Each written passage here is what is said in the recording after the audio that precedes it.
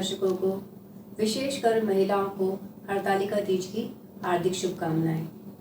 हरतालिका तीज का व्रत भाद्रपद मास के शुक्ल पक्ष की तृतीया तिथि को मनाया जाता है। इसको हम गौरी तृतीया या तीजा के नाम से भी जानते हैं। वही कर्नाटका, आंध्र प्रदेश और तमिलनाडु में इसे गौरी हब्बा के नाम से जाना जाता है व इसे मनाया जाता है। हरतालिका तीज पर्व को विशेषतर बिहार, झारखंड, छत्तीसगढ़, उत्तर प्रदेश, मध्य प्रदेश व राजस्थान में बड़ी धूमधाम के साथ मनाया जाता है। हरतालिका तीज का व्रत सुहागिनें अपने अखंड सौभाग्य तथा सुखी वैवाहिक जीवन की कामना के लिए करती हैं। वहीं कुंवारी युवतियां इसे मनचाहा वर पाने के लिए करती हैं। इस व्रत में भगवान शंकर, माँ पार्वती और श्री गणेश की पूजा की जाती है तथा यह व्रत निर्जला और निराहार रह के किया जाता है। हरतालिका तीज का पूजन विशेषतः प्रदोष काल में किया जाता है। इसमें माँ गौरी, भगवान शंकर और श्री गणेश की बालू, रेत तथा काली मिट्टी के साथ प्रतिमा बनाई जाती है।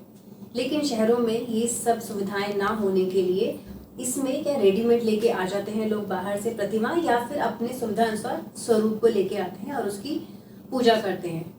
तो अब जानते हैं इसकी पूजा विधि के बारे में।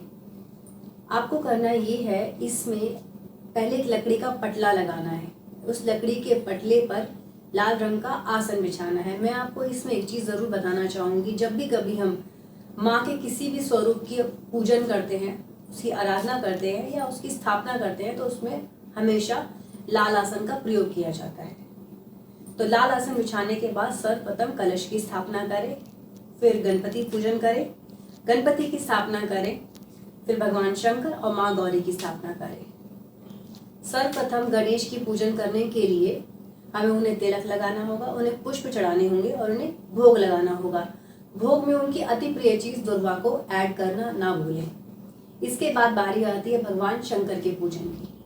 भगवान शंकर को भी इसी प्रकार से उनकी पूजा की जाती है। उनको तिलक लगाया जाता है, उनको फूल चढ़ाए जाते हैं और भोग लगाया जाता है। साथ ही साथ उनकी अति प्रिय चीजें जैसे कि भांग, धतूरा, आक के फूल, बेलपत्र ये अवश्य चढ़ाएं।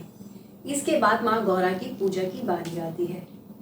माँ गौरा की पूजा करने के लिए पहले उन्हें सिंदूर लगाएं, उसके बाद उन्हें पुष्प चढ़ाएं और इसमें उन्हें विशेष रूप से इस हरतालिका तीज में उन्हें विशेषकर पूरे श्रृंगार को, जो कि हम महिलाएं जो भी पूरा श्रृंगार होता है वो माँ को चढ़ाया जाता है। तो इस तरह से गणपति, भगवान शंकर और माँ गौरा की पूजा करने के बाद कथा सुनी जाती है। फिर उस तत्पश्चात उनकी आरती की जाती है। तो जिस प्रकार हमने सर्वप्रथम पूजन गणपति का किया था, उसी प्रकार पहले उनकी आरती की जाएगी। पहले गणपति की आरती की जाएगी, उसके बाद भगवान शंकर की और फिर माँ पार्वती की आरती की जाएगी।